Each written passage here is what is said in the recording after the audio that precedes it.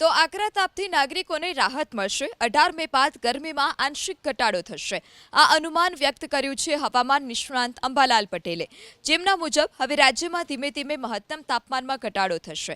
18 મે બાદ મધ્ય ગુજરાતના જિલ્લાઓમાં 42 થી 43 ડિગ્રી સુધી તાપમાન રહેવાની શક્યતા છે, તો ઉત્તર ગુજરાતના જિલ્લાઓમાં 41 થી 42 ડિગ્રી તાપમાન રહેવાનું અંબાલાલ પટેલનું અનુમાન છે।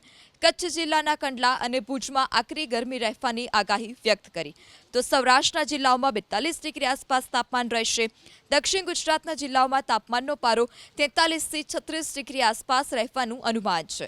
18 મે બાદ રાજ્યના પ્રી મોન્સૂન એક્ટિવિટીની શરૂઆત થશે। બંગાળના ઉપસાગર અને અરબ સાગરમાં સિસ્ટમ સક્રિય થશે, જેને પગલે 21 થી 23 જૂન વચ્ચે મુંબઈના ભાગોમાં 4 ઇંચ જેટલો વરસાદ વરસી શકે છે, તો દક્ષિણ ગુજરાત અને સૌરાષ્ટ્રના કેટલાક ભાગોમાં પણ પ્રી મોન્સૂન એક્ટિવિટીને કારણે વરસાદ વરસી શકે છે।